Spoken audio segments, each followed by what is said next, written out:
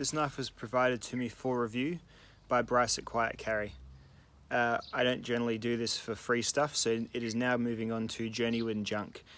So check out his written reviews. It'll be on his site probably within the next month or two, I guess. Thanks. Hey gang, this is the Quiet Carry The West. That's right, The West, not just the Quiet Carry West, the Quiet Carry The West. There you go. That's probably gives you an indication of the type of knife this is. It's definitely in line with the sort of the James brand, sort of kind of more trendy style knife brands, you know, the ones with the really highly minimalistic websites and that sort of thing. The thing about those brands is that even though the general sentiment can sometimes be for the average knife guy who just wants his, kind of mix of technology and practicality, consider be a bit cheesy, but if you look past that, these sort of companies often do have relatively decently made knives, often pressed by really successful Kickstarter campaigns where I guess they get a design, make a prototype, and then work out with an OEM how much they're going to have to raise to be able to make a bunch, and a lot of them get launched via that. I'm not sure if that was the case with this one, but again, they've got another one in the works using the same sort of means. So check out Quiet Carry's website. There'll be links to whatever else they're doing. A lot of their knives are generally in this vein so far, as in bead blast titanium, simple sort of Apple-ish, it's like, very basic, but sort of, eye-catching designs, and, pretty good materials, and I would say fair prices. Let's talk more in depth about this particular knife, the slip joint, The West. Alright, so let's look at this little slip joint in comparison to some other knives. So we're looking at it here on the board. You can see the blade's about 4 centimeters long. Overall length is about 12 centimeters. So you're looking at, 2.5 inch blade, overall 6-inch knife. So pretty small, and you see it in my hand. It's definitely not a big knife. Very sort of slim, low profile carry, aided by a nice little pocket clip there. So let's see how it stacks up next to some more, well-known or standard size knives. Let's look at the American Lawman next to it. We'll line up pivot to pivot. So you get a lot more blade, a lot more handle on that one. Little Spyderco Nalaka, kind of similar sized blade there. Shorter on the handle perhaps. Another sort of arty looking little knife there. And then we've got a Spyderco Spidey Chef, why not? Okay, it's one of my favorites. Another one of my favorites, the Spyderco Police. Much larger there in K390. Good big slicing blade. And then we've got a Mora Companion. We all know what that's like, surely. And what's my most opposite knife? Yes, here we are. This is about the most opposite knife I have to the West. It is a Buck 188 military bayonet. So there we go. Certainly opposite day there. So yeah, slip joint knife, what does that mean?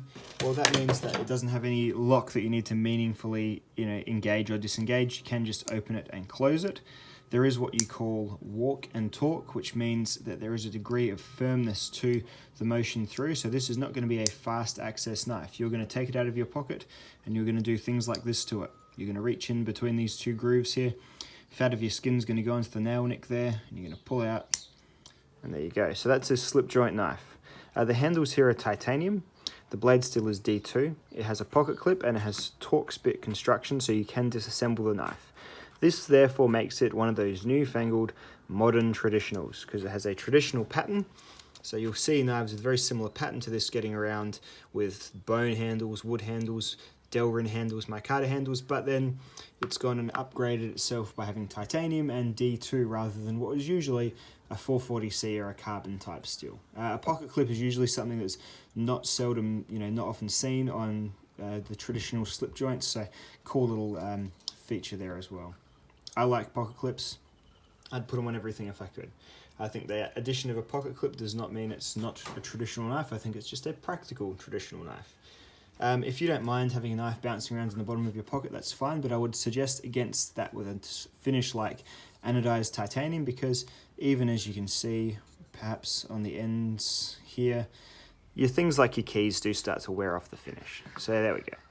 Anyway, let's talk about the blade of the knife. Righto, so D2 and hollow ground, and for a knife this small and this shallow in terms of distance between here and here, you see it's just 1 centimeter tall, it's quite thick.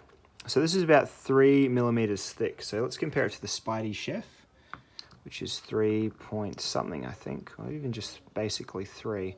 It's maybe even a little bit thicker than that. So what they've had to go and do is quite fiercely hollow grind it. It does have a fairly nice deep plunging hollow grind, which is absolutely a necessity when you're making a knife that is not tall, but you also want it to slice half decently. So yep, that's pretty much the only course that was available to them, and I'm lucky that they chose it because they've kept it as a knife that can still slice fairly well.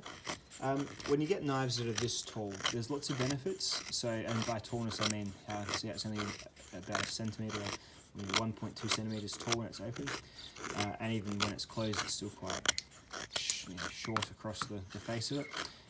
The benefits of that are that obviously they're great in the pocket because they don't take up much space. You could have a full-size, phablet phone in there next to it, and really not going to be taking up too much more room.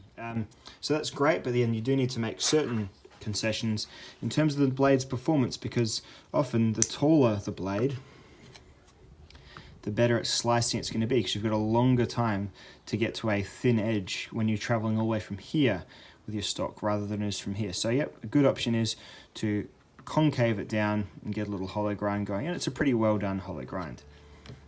Now the performance is fine on this blade. It's not amazing at slicing, but it is definitely within the realms of what you would have a knife like this for, and that is really just, in my experience so far, opening some letters, cutting up some food and some fruit and some sandwiches and that sort of thing, taking the threads off of clothes, and I mean, it's Christmas time, so we've been ordering heaps of t-shirts for people and stuff, so unpacking that sort of stuff, taking off the labels and the prices, all that sort of thing, absolutely fine for that, no problems at all. And I guess it's probably all you really need from a blade. Might be not what I want from a blade, but it's definitely nothing worth really knocking the knife on. But yeah, if I had to redesign this myself, I'd probably take this down to about 2.5 thick at the most. But there you go. In terms of the handle, very, very neutral is the name of the game here. Sort of rectangular. There are no real hot spots here. This middle groove here kind of seems to carry one of my fingers depending on how I'm holding it. This isn't the sort of knife you're going to be using repetitively and, doing like my rope cut test with, for example. It would probably not be ideal for that, but in terms of just what you're using it for, it's fine again with these sort of occasional use knives to sub out a bit of sort of, rubberized handled practicality for, a bit of nice design chops, and, maybe just realize that you'll probably only be holding the knife for, half a minute at a time at most. So it's totally fine. Again, I'm sort of getting to the main point of this knife. It is definitely more of an accessory, perhaps, than like a, true working knife. It'll do EDC tasks just fine, but it's going to be light use at best. So, it's never going to replace your American Lawman, for example, or your Spidey Chef even, or something similar to that. Different strokes for different folks, of course, but, if you're after something that is lighter use, then this seems like a fine choice to me. D2 steel is a completely valid selection for a knife steel.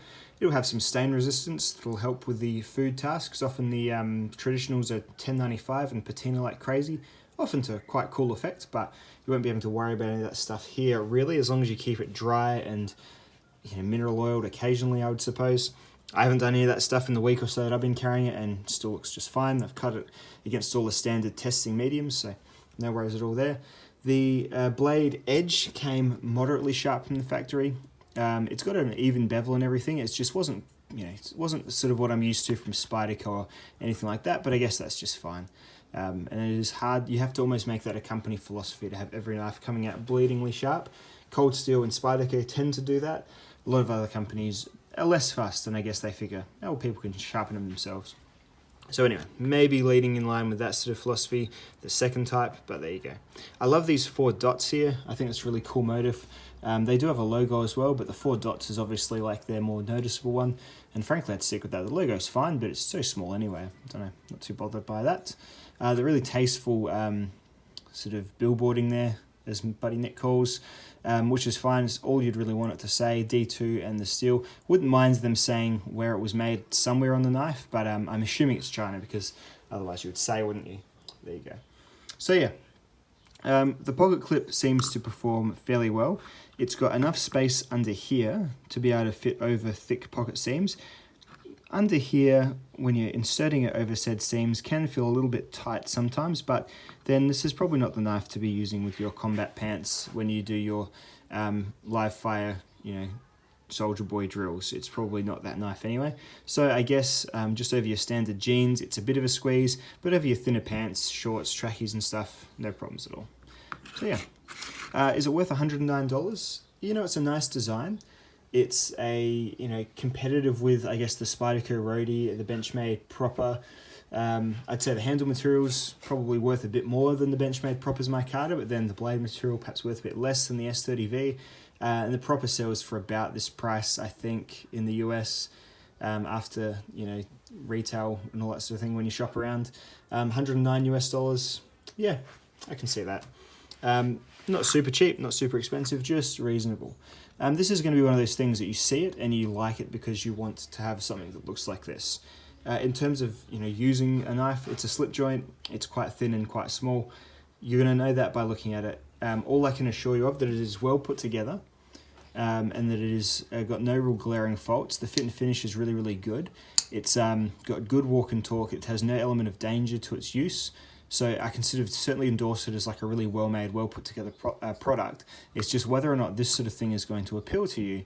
As if you're after maybe like the second little utility blade for your letters and stuff, so you don't have to keep busting out your Spyderco Police at the post office. It's probably the exact sort of thing for you. Or if you know someone who's just into kind of fashion stuff, cool-looking stuff, trendy stuff, and they don't have a knife, this is probably the sort of thing that I would get someone like that. These sort of brands, like they're almost like boutique brands.